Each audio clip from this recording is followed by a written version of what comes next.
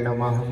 ध्यानमूलं गुरुमूर्तिः पूजामूलं गुरुपदं मंत्रमूलं गुरुवाक्यं मोक्षमूलं गुरुकृपा। श्री गुरुजी के सिमरन मात्र से नासत विघ्न अनंत। तांते सर्व आरंभ में ध्यावत है सब संत। पुनि पुनि प्रणाम गुरु जी बुद्ध मंगल अगार। जे सेवक नर होता है भव सागर से पार। जे सेवक नर होते हैं भव सागर से पार। श्री गुरु महाराज जी के श्री चरणों में बैठे प्रभु प्रेमियों, श्री गुरु महाराज जी के नाम का जय घोष करेंगे। बोलो जयकारा बोल मेरे श्री गुरु महाराज की जय। बोलिए साचे दरबार की जय। श्री नंगली निवासी भगवान की जय। बोलिए सच्ची सरकार की जय। पूजिए स्वामी जी महाराज की जय। बोलिए सब संतों की जय। धन्यवाद। परम पूज्य परम श्रद्धेय पूज्य भाई जी और श्री गुरु महाराज जी की परम प्यारी संगत बहुत ही भाविभोर हो रहे थे। आप प्रभु के नाम की लीलाएं सुन के, उनके नाम के भजन गा के कहते जा तो दीवाना हंसे, जा तू जिसे तौफीक दे, वरना इस संसार में मुस्कुरा सकता है। ये जो दीवानगी है, ये जो दीवानापन है, ये मेरे सतगुरु के दरबार से ही मिलता है। जब आप उनके नाम से जुड़ जाते हैं, कहते केवल और केवल प्रभु का नाम ही तारनहारा है। कालयुग केवल नाम आधारा, सिमरो सिमर नर उतर ही पारा। कलयुग में केवल प्रभु के नाम की ही महिमा गाई गई है, क्योंकि और तो साधन हो ही नहीं सकते। इस करके हरि नाम, प्रभु के नाम का कीर्तन और उनके नाम का गुणगान गाना और उनके नाम को जपना, और यही कली में जो है तारनहार है। सहज ही इससे प्रभु के श्री चरणों में इंसान पहुंच जाता है। कहते जा तो दीवाना हंसे, जहां तू जिसे तौफीक दे, वरना इस संसार में रहकर मुस्कुरा सकता है कौन। सब आप नाच रहे थे, कोई तन से कोई मन से, लेकिन जब जो इंसान मन से नाचता है तो बात फिर ही बनती है। भजन बोलते हैं ना जी, मुझे मीरा वाली लगन लगा दे, तेरा केड़ा मूल लगदा। उसका मूल तो नहीं लगता, लेकिन मूल तो हमने लगाना है, प्रयास हमने करना है, कर्म हमने करना है। गुरुदेव की एक ही झलक आपके ऊपर पड़ गई तो काम बन जाता है। कहते ये जरूरी है कि सबकी साखी के ऊपर नजर हो। ये जरूरी है सबकी साखी के ऊपर नजर हो। ये जरूरी नहीं कि सब पे साखी की नजर हो। ये तो उनकी रहमत है, उनका कर्म है कि कब किस पे कृपा कर दें। लेकिन हमने निरंतर उनके नाम की धारा में बहना है। मेरे दादा गुरुदेव परमहंस दयाल जी महाराज, जिनका ये सब सिलसिला चल रहा है, जिनकी कृपा में बरसात हो रही है। बक्सर के जंगलों में 20 साल उन्होंने तप साधना की। कहते तने उरियानी से नहीं कोई बेहतर लिबास, ये वो जामा है जिसका कोई उल्टा सीधा नहीं। कहते दादा गुरुदेव महाराज जी जब जंगल की ओर गए तो जो तन पे एक लंगोट था वो भी तोई नदी में बहा दिया, और गंगा जी में स्नान करके प्रभु के चरणों में सदा सदा के लिए लेव लगा दी। कभी शेर आते हैं, कभी चीते आते हैं, कितने जंगली जानवर उनके आसपास रहते थे। जैसे ही वो प्रभु के दर्शन करते तो गर्दन नीचे करके नजरें झुका के वापस चले जाते। ऐसा रुतबा था मेरे दादा गुरु महाराज जी का, जो निर्वस्त्र रहे प्रभु की सेवा में, तन मन लगा दिया उन्होंने, इसलिए वो परमहंस के पद पे विराजमान हो गए। जब दादा गुरु महाराज जी ने सोचा कि अब जो रूहानियत है, ये जो शहंशाह का दरबार है, इसको आगे कैसे बढ़ाना है, ऐसे कैसे किया जाए ये सिलसिला जो आगे चलता रहे। तो प्रभु ने अपने ध्यान मगन देखा कि टेरी में वो ज्योत प्रचंड हो गई है, वो ज्योत प्रकट हो गई है जिसकी हमें खोज थी। तो दादा गुरुदेव महाराज जी चलते चलते जब टेरी में पहुंचे तो वहां भी सत्संग चर्चा शुरू हो गई। रोज शाम को सत्संग चलता। कितने दिन बीत गए और मेरे श्री गुरु महाराज जी नंगली निवासी भगवान जी उस समय दूर पहाड़ियों में जाकर छुप के वो तप करते थे। तो किसी महापुरुष ने कहा, किसी सज्जन ने कहा कि बाबा जी परमहंस महाराज जी आए हैं, आप भी उनके दर्शन करने के लिए चलिए, आप भी उनकी संगत करिए, आप भी उनके दर्शन करिए, तो फिर देखिए कैसा आनंद है। तो मेरे श्री गुरु महाराज जी क्या कहते हैं कि अभी मन साफ नहीं हुआ। देखिए जो तपोधन है, जो सारा दिन सारी रात उस तप में लीन रहते हैं, उन्होंने छोटे से शब्द कहे कि अभी मन साफ नहीं हुआ, कि अभी ये स्थिति नहीं है कि मैं गुरुदेव के श्री चरणों में पहुंचूं, उनके दर्शन दीदार करें। जैसे उनका जिक्र किया तो मन तो साफ ही था। अगले दिन मेरे श्री गुरु महाराज जी कंधे पे गमछा रख के दादा गुरु महाराज जी के श्री चरणों में पहुंचे तो दादा गुरु महाराज जी सत्संग अपने रसीले वचन फरमा रहे थे। कैसे उन्होंने देखा मेरे श्री गुरु महाराज जी आए हैं तो दादा गुरु महाराज जी अपने आसन से उठ के खड़े हो गए। तो भक्तों को फरमाया रास्ता छोड़ दो, परमहंस जी ने अपने प्रीतम के प्यारे के दर्शन पा करके सदा सदा के लिए उस आनंद में खो गए। और मेरे दादा गुरु महाराज जी ने उनको गले लगाया और साथ ही पलंग पे बिठाया। ऐसा दोनों महान हस्तियों का पहली बार मिलन हुआ। उसके बाद मेरे श्री गुरु महाराज जी के उन्होंने आदेश दिया कि आप जाइए आगरा में तप करिए, क्योंकि इस संसार को तप की त्याग की जरूरत है और इनको शिक्षा की भी जरूरत है। उनको कुछ करने की जरूरत नहीं थी, लेकिन उन्होंने गुरुदेव का आदेश माना और गुरुदेव ने भी चाहा कि इनको ऐसा करना चाहिए जो आने वाला जो इतिहास है याद रखे, हमारा जो परिवार है वो याद रखे कि इन महापुरुषों ने कैसे तप किया है। मेरे श्री गुरु महाराज जी नंगली निवासी भगवान जी ने 12 साल नीम के पत्ते उबाल के खाए और सदा सदा के लिए प्रभु की लो में लगे रहते थे। कहते जो प्रेमी दर्शन करने आते कभी देखते हैं बाबा जी गुफा के अंदर हैं, कभी देखते हैं बाबा जी गुफा के बाहर हैं। सब अपनी अपनी श्रद्धा से प्रसाद लेके आते, उनके श्री चरणों में बैठ करते, लेकिन श्री गुरु महाराज जी कभी किसी वस्तु को हाथ नहीं लगाते।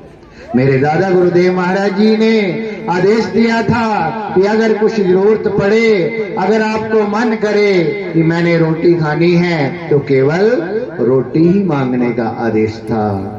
कहते जब नंगलापदी आगरा में वो विचरण करते कि चलो 2-4 घर भिक्षा मांग के लाते हैं, तो ये तो महापुरुष कल्याण करते हैं, उनको जरूरत नहीं रहती।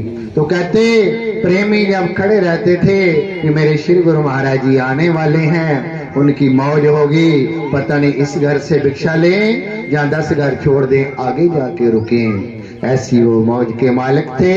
एक बार एक माता जी ने बहुत सुंदर बेंग की सब्जी बनाई और ऐसे विचार किया कि प्रभु ये मैं आपके लिए बनाई है, कृपा करें भोग लगाएं, ये आपके निमित्त ही मेरा मन है कि ये सब्जी आपके लिए है और आप आए भोग लगाएं। माता जी खड़ी हो गई, सुबह से लेके शाम हो गई, पता चला कि अभी अभी बाबा जी आ रहे हैं।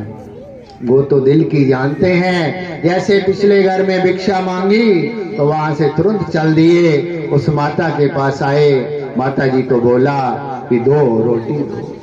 माता जी ने 2 रोटी उनके हाथ पे रखी तो कहा, बाबा जी ये बें की सब्जी मैंने बड़े प्यार से स्नेह से आपके लिए ही बनाई है, कृपा करें इसे भी स्वीकार करो। तो बाबा जी ने हाथ जोड़े, कहा नहीं, परमहंस महाराज जी का हुक्म है, केवल रोटी ही लेनी है। ऐसे ही तप और त्याग की वो परम मूर्ति जिनका आज हम यश गा रहे हैं और उनके चरण शरण में बैठे हैं, उनके दर्शन मात्र से ही सहज जीव भवसागर से पार हो जाता है। जब तप करते करते उनका शरीर जर्रे जर्रे हो गया तो नंगलापति आगरा वालों ने दादा गुरु महाराज जी, परमहंस दयाल जी महाराज उस समय टेरी में विराजमान थे, उन्होंने उनके चरणों में पत्र लिखा, बाबा जी इनको ले जाइए, नहीं तो हमें सेवा का मौका दें, आप यहाँ आइए, अब हमें इनका शरीर देखा नहीं जाता। क्योंकि श्री गुरु महाराज जी बिल्कुल अस्वस्थ हो गए थे, केवल शरीर पे हड्डियां ही थी, वो मांस दिखाई नहीं देता था। जब गुफा के कभी अंदर होते कभी बाहर होते तो केवल हरिहर की आवाज सुनाई देती। कितने प्रेमियों ने उस आवाज को सुना, तो उस आवाज को सुनते ही जैसे जिसके कान में वो आवाज पड़ती थी वो आदमी आनंद विभोर हो जाता था। जब प्रेमियों ने टेरी निवासी दादा गुरु महाराज जी के श्री चरणों में पत्र लिखा कि बाबा जी की ऐसी स्थिति है, आप कृपा करिए आ जाइए या इनको ले जाइए, तो कहते दादा गुरु महाराज जी ने जब वो पत्र पढ़ा तो उनकी आंखों में आंसू बहने लगे, तो कहने लगे अब हम उनको क्या आज्ञा दें। वो अवधूत हो गए हैं, वो उस परम पद पे विराजमान हो गए हैं जहां उनको कहा जाए कि नानक कहो तो नानक हैं, कबीर कहो तो कबीर हैं, राम कहो तो राम है, कृष्ण कहो तो कृष्ण है, वो निर्भय पद के स्वामी हो गए हैं। अब हम उनको आज्ञा नहीं दे सकते, अब उनकी अपनी ही मौज है, जैसा वो चाहे। तो श्री गुरु महाराज जी को कहते हैं रूई में लपेट करके टेरी में लेकर गए। दादा गुरु महाराज जी ने अपने कर कमलों से उनकी सेवा की, उनके शरीर को संवारा और कहा आज मैं धन्य हो गया हूँ, जो भी इनसे नाम दीक्षा लेगा उनको 2 जहां में बरकत मिलेगी। दादा गुरु महाराज जी ने ऐसे वरदान दिए, कहते आगे जो उनसे नाम दीक्षा लेगा उसको भी 2 जहां में बरकत मिलेगी, ऐसा हमारा आशीर्वाद है। उन्होंने कहा कि बाबा जी हमारा ही सब रूप हो गए हैं, आज के बाद यही सब संभाल लेंगे। ऐसे मेरे श्री गुरु महाराज जी नंगली निवासी भगवान जी आगे उन्होंने मेरे निजातम प्रभु प्रेमावतार जो उनके विरह में उनके नाम से उनके दर्शन करते ही रोते रहते थे, इसलिए उनको प्रेमावतार निजातम प्रभु की उपाधि दी। ये प्रेम के वशीभूत हैं। कहते जब भी मेरे श्री गुरु महाराज जी का नाम आता था तो वो सैसे रोना शुरू कर देते थे। एक बार मेरे श्री गुरु महाराज जी चकोड़ी आश्रम में विराजमान थे, सभी महापुरुषों से संतों से पूछा कि बताइए प्रभु को पा सकता है जिस हृदय में प्रभु के नाम की सच्चाई है, इसलिए वो ही प्रभु को सहज ही पा सकता है। प्रेम ही सब कुछ है, प्रेम ही आधार है, प्रेम ही उस प्रभु को निराकार से साकार कर देता है। तो सभी से पूछा कि प्रेम की परिभाषा क्या है, तो सब जिसका सिद्धांत था सबने अपने अपने मतलब से ध्यान से अपने सिद्धांत से श्री गुरु महाराज जी को बताया प्रेम ऐसा होना चाहिए, प्रेम ऐसा होना चाहिए। लेकिन सबकी जो सरलार्थ था सबका वो व्यर्थ था। मेरे श्री गुरु महाराज जी को संतुष्टि नहीं हुई। जब निजातम प्रभु की बारी आई तो श्री गुरु महाराज जी ने आदेश दिया कि आप ही बताइए प्रेम किसको कहते हैं। जैसे श्री गुरु महाराज जी ने निजातम प्रभु का नाम फरमाया तो वो खड़े होते ही हाथ जोड़े और आंखों में आंसू बहने लगे। कहते मेरे श्री गुरु महाराज जी अपनी वाणी में फरमाते हैं कि ये देखिए, इसको कहते हैं प्रेम। प्रेम कहने की बात नहीं है, प्रेम तो हो जाता है। अभी देखा आप जी ने, कितने लोग नाच रहे थे, कितने लोग कह रहे थे बहन जी आप भी उठो, आप भी उठो। ये तो दिल की बात है, जिसको नचावे यार वही नचता है। तो जिसकी प्रभु के साथ तार जुड़ जाए तो वो तो अपने आप उठता है, कि उसको कहने की जरूरत नहीं है। कहते जिसका मन प्रभु के साथ जुड़ गया तो ऑटोमेटिक ही सिस्टम हो जाता है। ये प्रभु की रहमत है, कृपा है। और निजातम प्रभु को ऐसी बख्शिश की मेरे श्री गुरु महाराज जी ने कहा कि अगर हमारे दर्शन बंद हो, अगर हमारे दर्शन खुले नहीं है, तो आप निजातम जी के दर्शन करके चले जाओ। इनमें मेरे में कोई अंतर नहीं है। इसलिए मेरे श्री गुरु महाराज जी ने आदेश दिया कि आज के बाद निजातम प्रभु की चारपाई चिकौड़ी आश्रम में लगाई जाए। आज के बाद ये नीचे नहीं बैठेंगे, ये चारपाई के ऊपर विराजमान होंगे। और मेरे में इनमें कोई भेद नहीं है। इसलिए उनको कहा कि ये मेरी ही निज आत्मा है, ये मेरा ही रूप है, मेरा ही स्वरूप है। इसलिए मेरे स्वामी जी महाराज जी को प्रेमावतार निजातम प्रभु कहा गया। उन्होंने सहसा ही इस संसार में उस प्रेम को उड़ेला, बिखेरा और प्रभु के नाम का गुणगान गाया और श्री गुरु महाराज जी के साथ सबको जोड़ा। मेरे सार प्रभु मेरे श्री गुरु महाराज जी नंगली निवासी भगवान जी की उन्होंने 8 साल सेवा की और मेरे निजातम प्रभु की 22 साल उन्होंने सेवा की। सार प्रभु दिन रात एक कर देते थे और निरंतर निजातम प्रभु की सेवा में रहते थे। एक बार स्वामी जी महाराज जी ने कहा कि ऐसी ऐसी थकावट हो गई है कि सारा दिन सेवा सिमरन सत्संग करते करते ऐसी थकावट हो गई है इस शरीर को कि आप मेरे शरीर को लताड़ो। तो मेरे श्री गुरु महाराज जी का जब आदेश हुआ तो मेरे सार प्रभु जी संकुचित हो गए कि इनके शरीर पे पैर कैसे रखो। लेकिन गुरुदेव का जब आदेश होता है तो वो तो सहज होता है, क्योंकि समर्थ को नहीं दोष गुसाएं। जो समर्थ है उनको तो कोई दोष ही नहीं रहता, इसलिए उनकी आज्ञा का पालना जरूरी है। मेरे सार प्रभु ने वो सेवा को निरंतर बढ़ाया और आगे इस धरा को आगे बढ़ाते ही गए। आगे मेरे गुरुदेव पूज्य स्वामी जी महाराज जिनका जो सिलसिला चल रहा है, जिस धारा में आप बैठे हैं, सबसे पहले सेक्टर 22 में उन्होंने पहला सत्संग किया था, जो अभी आप जी ने सूचना सुनी, जो 7 अप्रैल को होगा। उसमें मेरे स्वामी जी महाराज जी का और मेरे दादा गुरु महाराज जी का जन्म दिवस मनाया जाएगा। उनके नाम की लोरियां गाई जाएंगी और ये प्रभु को पाने का केवल ये सत्संग ही माध्यम है। इसलिए सबको यही संदेश देते हैं कि आप आइए और सत्संग में बैठिए और प्रभु के नाम से जुड़ जाइए, क्योंकि केवल प्रभु का नाम ही है जो आपको सहज पार कर देता है। कारण तो बहुत होते हैं कि मैं आज नहीं जा सकता, कल नहीं जा सकता, लेकिन जब आदमी हाथ अपने मन में ठान लेता है कि मैंने जाना ही जाना है, तो परम पिता परमात्मा आप पे ही रास्ता बना देते हैं। क्योंकि करने वाले तो वो ही हैं, करे करावे आपे आप, मानस दे के कुछ नहीं।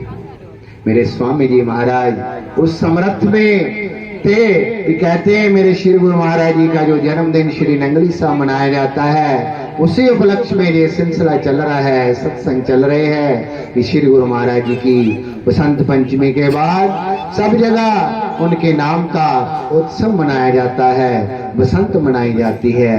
कहते जहां भी मेरे श्री गुरु महाराज जी का सत्संग होता है वही बसंत होती है।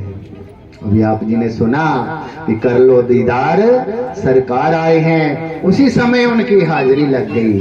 आप जी ने देखा वो मस्ती का आलम वो दीवानगी जो आप देख रहे थे, ये मेरे श्री गुरु महाराज जी की विशेष कृपा है। तो स्वामी जी महाराज जी ने बसंत मनाने के लिए सभी को बुलाया। सभी संत भी, संगत भी श्री गुरु महाराज जी के श्री चरणों में पहुंचे। तब श्री निर्यातम सार सेवा सदन में इतनी सुविधा नहीं थी। नीचे पराली डाल के ऊपर दरी बिछा के ही संगत को ठहराया जाता था। तो इतना बड़ा आयोजन हुआ, इतना सब कुछ बना, बड़ा प्रसाद लंगर में बना और सब चिंतित थे कि अभी बादल आए, अभी बारिश हो गई तो ये सब मामला गड़बड़ हो जाएगा।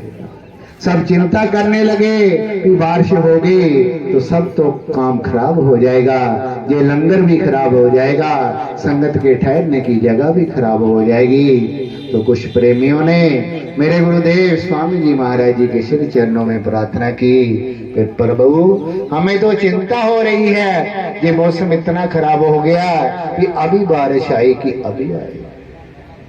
मेरे स्वामी जी महाराज, मेरे गुरुदेव स्वामी जी महाराज जी के श्री चरणों में प्रार्थना की, प्रभु हमें तो चिंता हो रही है, ये मौसम इतना खराब हो गया कि अभी बारिश आई कि अभी आई।